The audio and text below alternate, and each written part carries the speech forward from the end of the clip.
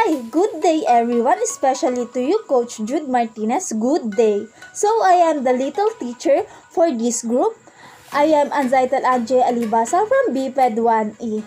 Also, I am with my student teacher, Derson Amsaraji and ID Makahiling. And we are the Study Hub number 1, Excelsior. So now, we are here to tackle the second layer of our topic, which is the society and education, production to society, community and education, defining the basic concept, physiological, sociological perspective, and the K-12 curriculum. So, let's start for this topic. How philosophy and sociological theories are manifested in the practical classroom situation in response to community context. Well, it's clear the education play an integral role in individual lives as well as society as a whole. Society view that role from many diverse point of view. The sociological theories has three theoretical perspectives. First, functionalists believe that education equips people nor her learnings to perform individual functional roles in society or in the classroom, either in the community. Second, conflict theory. Education promotes social inequality through the use of tracking and standard testing and the impact of it. Hidden curriculum schools differ widely in their finding and learning conditions. Third was symbolic interactionism. This perspective focuses on social interactions in the classroom or on the playground and it's in other school venue. Specific research find social interaction in school affect the development of gender rules and teacher expectations of pupils. Intellectual ability affect how much pupils learn. For my today's topic, how education was shaped by the philosophical and sociological perspective on the time, focusing on how education responds to the needs of the society or community. So, philosophical shape education is the discipline of the philosophy when contribute in an indispensable way to the realization of four goals that should be fundamental to any institution of higher learning. And also the practice of philosophy is a process benefiting the whole society or community. It helps also to build bridges between people and cultures and heightens demand for the quality education for all. And also, sociological perspective shape education and sociological it helps socialize children and prepare them for their eventual entrance into the larger society as an adult. And also, the sociological perspective is one that observes society through or less without personal opinion. That's all. Thank you. Good morning everyone. Good morning Coach Jude. So I am Darson Alam Sirabi. I'm going to present to you my graph. Our graphic organizer. Good morning everyone. So for the topic lesson number 2. So social interaction is an exchange between two or more individuals and is a building block of society. By interacting with one another, people design rules, institution and systems without which they seek to live. Symbols are used to communicate the expectations of a given slowly to those new to it. So that is social interaction. Yung it is a type of uh, community who wants to interact. Yun nga, sa social interaction, where we need to cope with one another, for us to have great institution or education. So we also have here the gender roles socialization.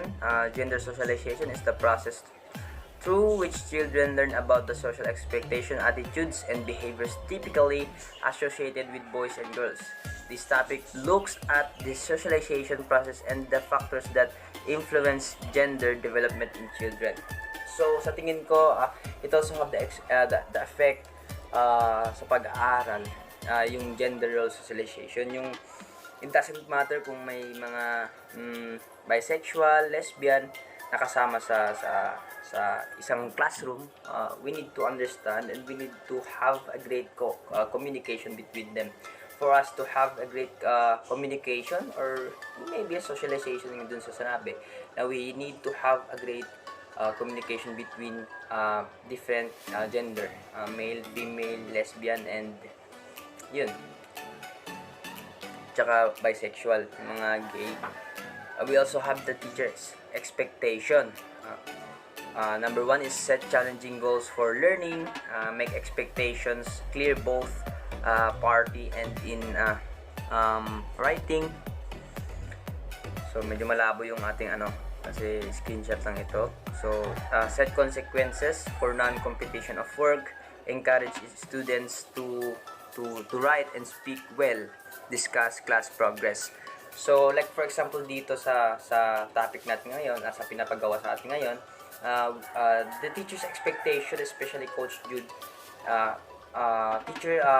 Coach expect us for us to speak well in English language, respectively, and also to write yung mga sa activities sa modular. We need to write handwritten yung mga pinapagawa sa amin. So dito nga pala tayo sa second question, which is how does sociological perspective shape education? So according to one of my links here, which is the press books that howardcc.edu, according to the functional perspective, education helps socialize children and prepare them for their eventual entrance into the larger society as adults. The conflict perspective emphasizes that education reinforces inequality in the larger society. So parang ini-improve na hinahanda na yung mga kabataan dito sa pag-aaral sa education, which is pag pumasok ka dyan sa education, parang yung education is para siyang makina na pag pumasok ng isang kabataan doon, pag lumabas isang professional na mag-isip, professional sa gumalaw.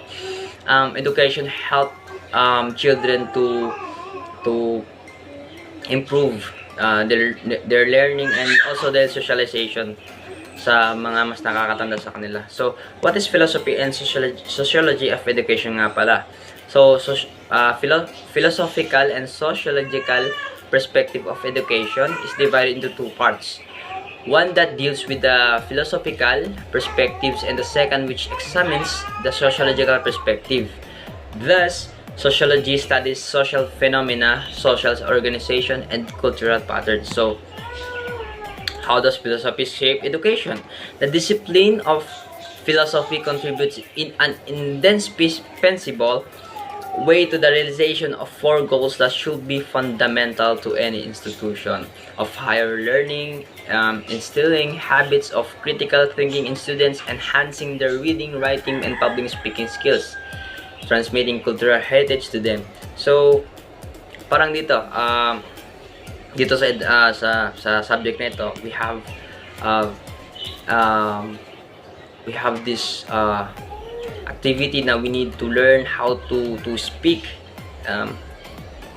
yung writing also, and enhance the reading. So the philosophy shape education talaga dito sa sabi sa APA online.organization.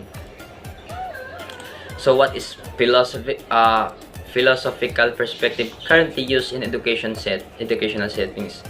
The essentialism, perennialism, progressivism,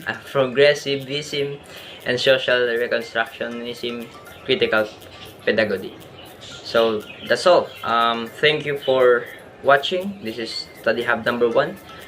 I'm Sir Larson L. So The links that I've been using for, first of all, thanks rgu.ac for having this idea. Also the press books that Howard CC that edu.